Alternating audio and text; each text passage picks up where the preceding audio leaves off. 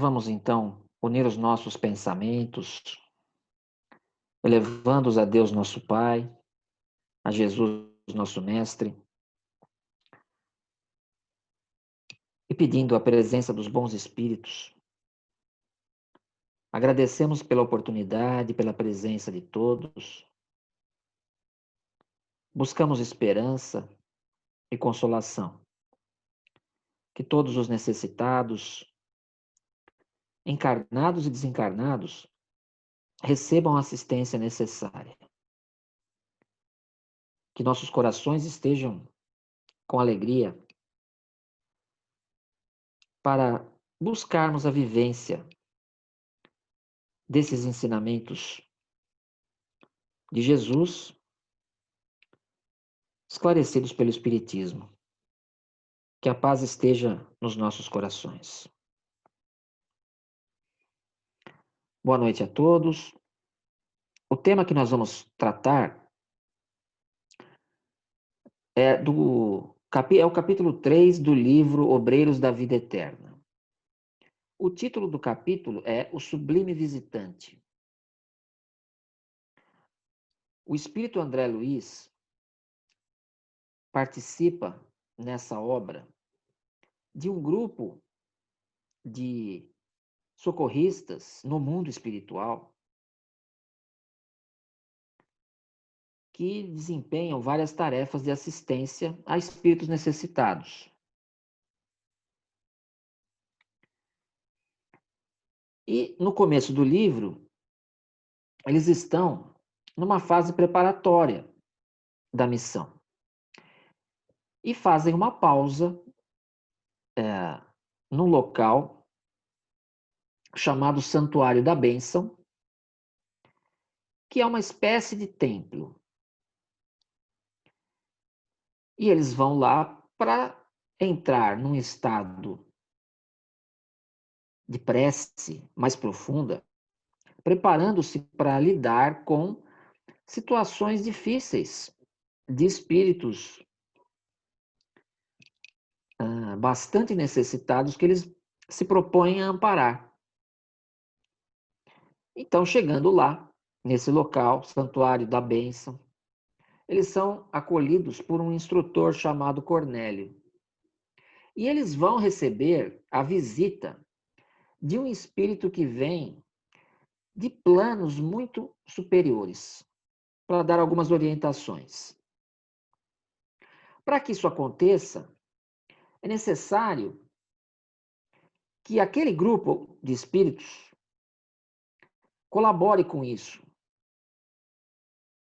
preparando o ambiente para que esse espírito possa se mostrar, esse espírito que vem de planos mais elevados. Então, o instrutor Cornélio os leva até um local dentro desse Santuário da Bênção, onde existe uma espécie de gabinete que, pela descrição dada pelo André Luiz, pelo espírito André Luiz, através da mediunidade de Chico Xavier, é transparente, é um gabinete transparente. Um pequeno quarto onde caberiam, para nos dar uma ideia, mais ou menos 3 pessoas. E ele pede, então, o instrutor pede que André Luiz e os demais que formam aquele grupo de amparo se concentrem para formar um ambiente dentro desse gabinete cristalino, um ambiente fluídico que ajude esse espírito que virá a se manifestar. E eles, então, se concentram para formar uma espécie de pintura mental. E formam, mentalizando, usando as possibilidades daquilo que poderíamos chamar de ideoplastia, uma paisagem em que se destaca uma árvore e um lago com uma vegetação abundante ao redor e também uma imagem do céu. eles se concentram bastante. André Luiz, falando da sua participação pessoal, utiliza as lembranças que ele trazia da terra, do jardim da sua casa, e isso o emociona bastante.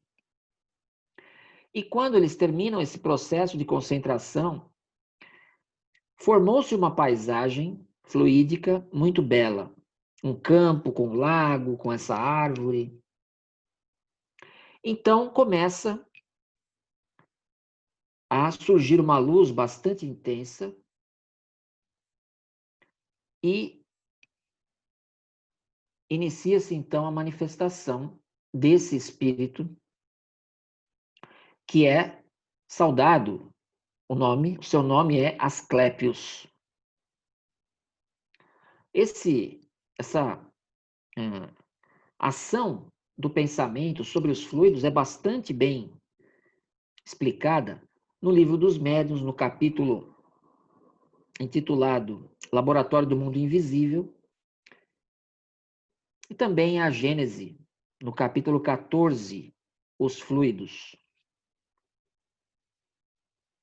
Então, num clima de prece e de bastante enlevo daqueles espíritos, porque eles estavam em contato com um espírito muito elevado.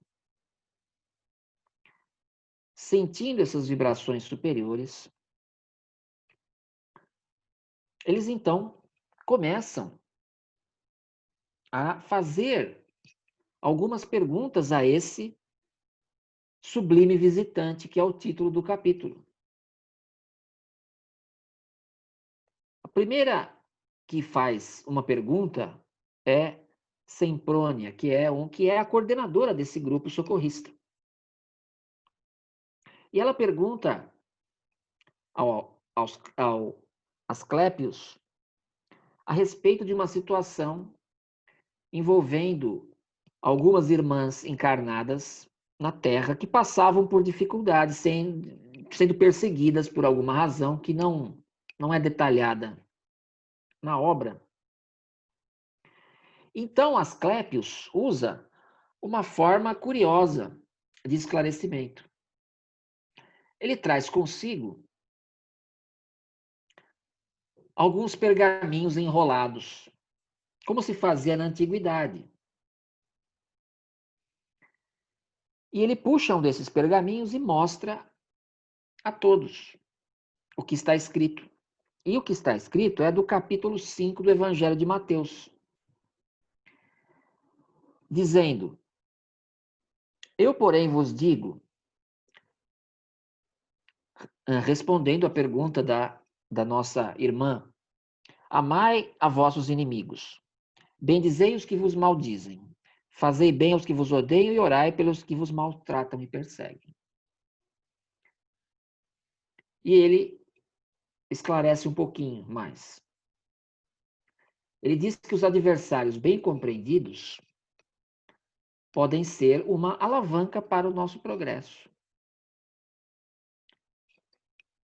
E é claro que isso tem algumas dificuldades ainda para nós. Nós temos que trabalhar muito para chegar a compreender os nossos adversários. Cada passo que a gente der nesse sentido é um ganho, um passo na nossa caminhada evolutiva. Depois vem uma outra pergunta do espírito Raimundo. Ele orientava um grupo também de encarnados. Dá a entender que é um grupo de estudos mediúnicos, mas não fica muito claro. Talvez seja um grupo espírita. Também não é dito. Mas esse grupo de encarnados que era orientado por Raimundo apresentava alguns problemas. Eles criticavam-se demais uns aos outros. E criticavam também pessoas e situações com os quais, na verdade, eles não tinham nenhuma relação direta e sem nenhum proveito. É o problema da crítica gratuita, destrutiva. Então, dessa vez, Asclépios utiliza a primeira carta de Paulo a Timóteo, também usando o mesmo processo. Ele puxa um pergaminho e abre diante de todos e eles leem. Então, no capítulo 6 da primeira carta a Timóteo, escrita por Paulo, diz assim: mas tu, homem de Deus, foge destas coisas e segue a justiça, a piedade, a fé, a caridade, a paciência, a mansidão. Ou seja, é importante que o nosso equilíbrio venha de dentro para fora, para que nós não nos deixemos contaminar pelas dificuldades dos ambientes em que nós estamos. O nosso esforço para fazer isso terá como uma das recompensas, além do autoconhecimento, também o autodomínio. Então, ele recomenda que o Raimundo continue a orientar esse grupo, mas não se incomode muito com essas coisas. Claro que em determinado momento ele pode alertar esse grupo sobre o que está acontecendo, isso sim. Depois, nós temos uma terceira pergunta, que vem da enfermeira Luciana, que aparece bastante nesse livro Obreiros da Vida Eterna. Ela é uma enfermeira desencarnada que tem uma faculdade que o André Luiz chama de clarividência. É uma capacidade de fazer uma leitura mental mais detalhada nos espíritos que são assistidos, principalmente em relação ao conteúdo de suas mentes relativo às suas encarnações anteriores ou à encarnação mais recente. Então, isso tem uma função de auxílio. E ela pergunta a ele uma orientação, porque ela diz assim: é a primeira vez que eu vou à crosta com tarefa definida. A crosta é o mundo, o plano dos encarnados. André Luiz usa bastante esse termo. Asclépios, então, pega outro pergaminho e abre. E vem um trecho da primeira carta de Paulo aos Tessalonicenses, capítulo 4, dizendo assim: quanto à caridade fraternal, não necessitais de que vos escreva, porque Deus já vos instruiu que deveis amar-vos uns aos outros.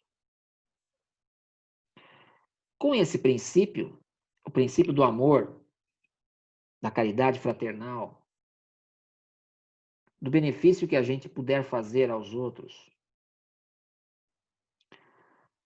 nós somos capazes de fazer o que é necessário nas situações que surgirem.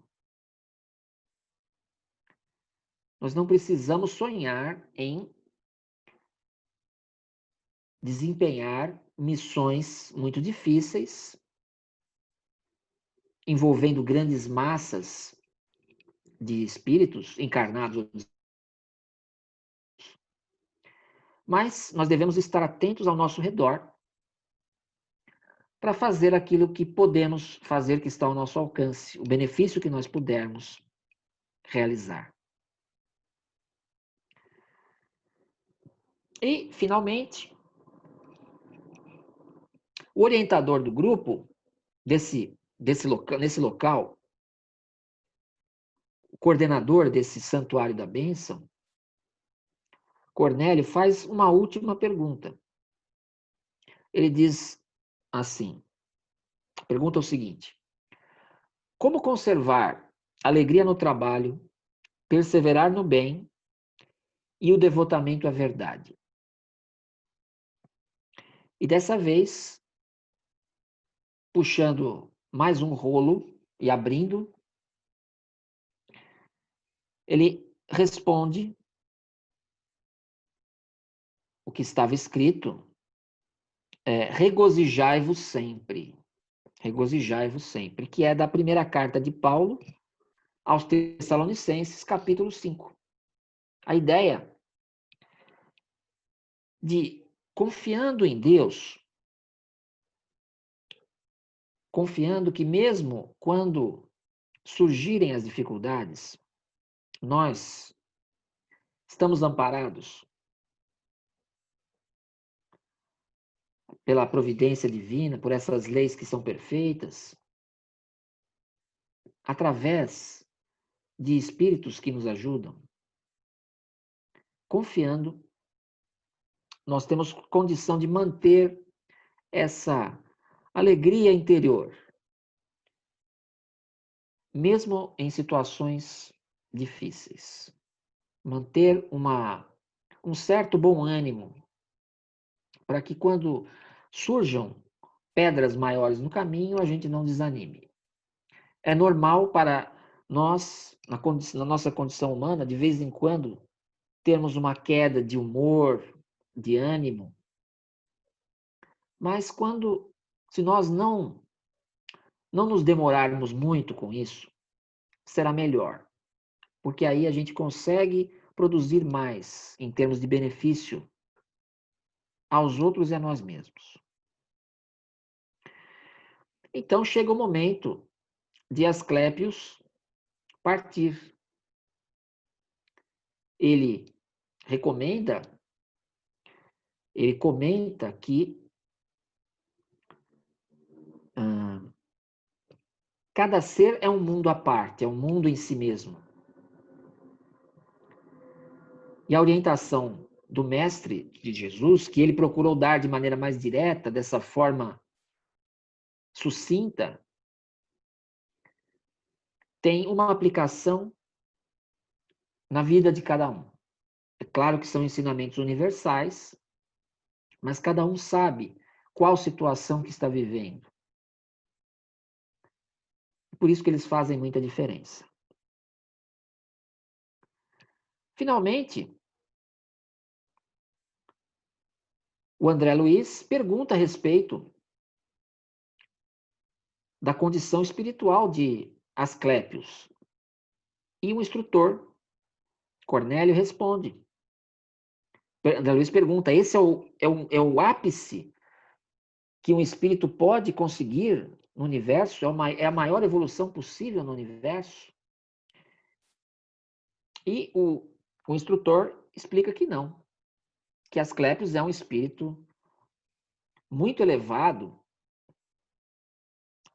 aqui, nos ambientes espirituais da Terra. Pertence aos planos mais elevados, aos ambientes espirituais mais sutis da Terra. Mas, em outros mundos, pensando ainda mais longe, no sistema solar, nas constelações, existem espíritos mais elevados e que têm responsabilidades maiores.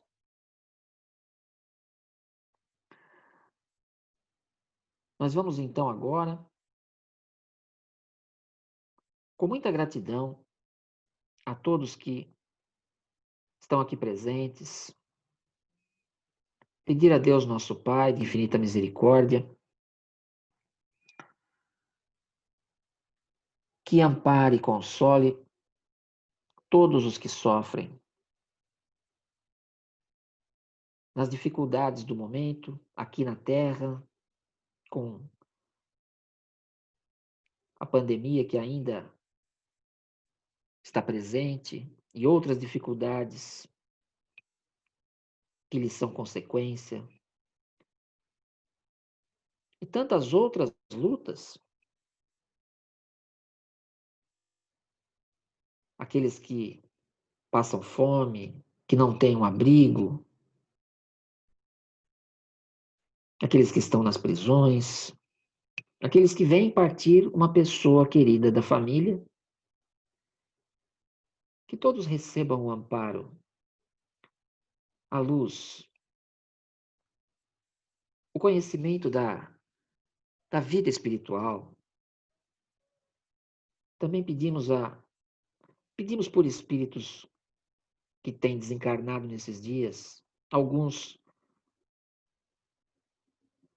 em situações muito difíceis, para que recebam o amparo necessário. E também rogamos a assistência dos amigos do mundo espiritual para fluidificar a água nos lares de todos que nos acompanham e onde for necessário, onde mais for preciso, que essa água traga também um alívio para as dificuldades do corpo físico e um pouco de serenidade, um pouco mais de paz interior. Que a paz de Jesus esteja conosco. Graças a Deus.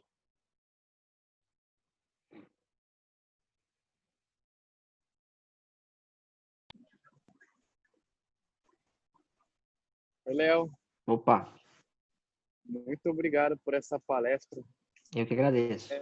Quantas referências você usou, hein? Algumas. Que maravilha, nossa, adorei.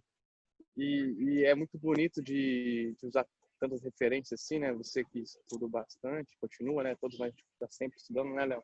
Isso aí. De olhar que em vários livros você vai encontrar a mesma mensagem, de maneiras, de vestígios diferentes, de circunstâncias diferentes. E eu acho que isso é uma grande lição, tanto do ponto de vista do espiritismo, para mostrar como é robusto, como a ideia é muito maior, e também para mostrar que não importa muito a situação, no fundo, que as situações vão acontecer conosco. Pode ser, assim, pode vir de diferentes maneiras, disfarçado de diferentes oportunidades, vamos por assim. Mas, no fundo, a mensagem, ou como a gente precisa começar a agir, ou pensar e refletir, é uma mensagem só. Ou seja, não importa muito as coisas que estão acontecendo no instante, porque a gente sabe que vai passar, tudo vai passar. Uhum. Mas o mais importante é a gente incorporar essa mensagem, que é a essência que você trouxe de diferentes fontes, e começar a usar elas em todas as ocasiões. Isso é muito interessante. Se alguém tiver comentário, aproveitar para o Léo, perguntas. Mário, eu tô vendo você aí, Mário. Eu tô aqui, mas eu já não estou com muitas questões que eu tô. Quando eu me Tudo bem? desloco, acho que eu fico menos reflexivo. Tudo bem, Mário? Tudo bom, Léo.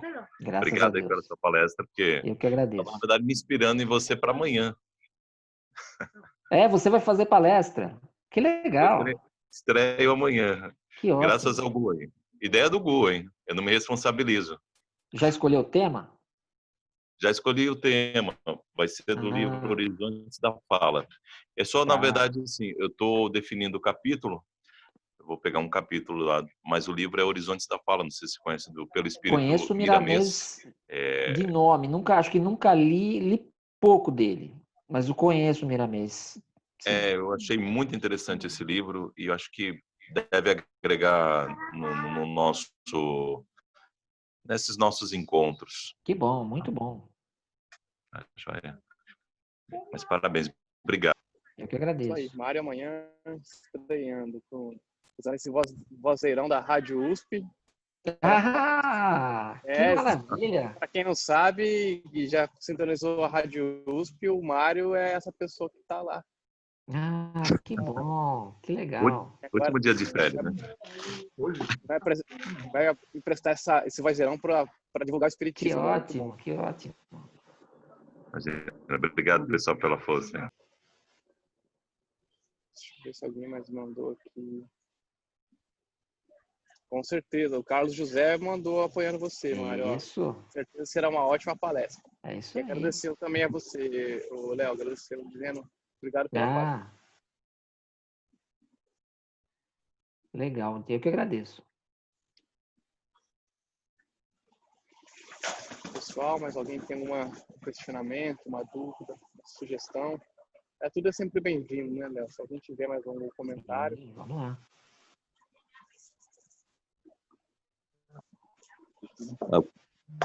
Por que você não está usando máscara no meio da cidade aí? A gente se isola 6 pés de distância, a gente pode ficar assim. Então tá bom.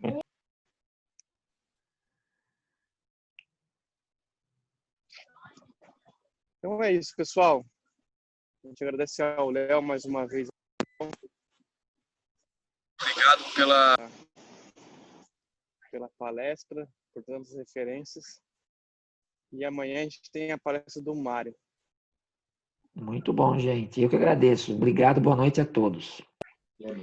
Obrigado, Léo. Boa noite a todos também. Falou, Obrigado. boa noite. Boa noite, até amanhã. Boa noite.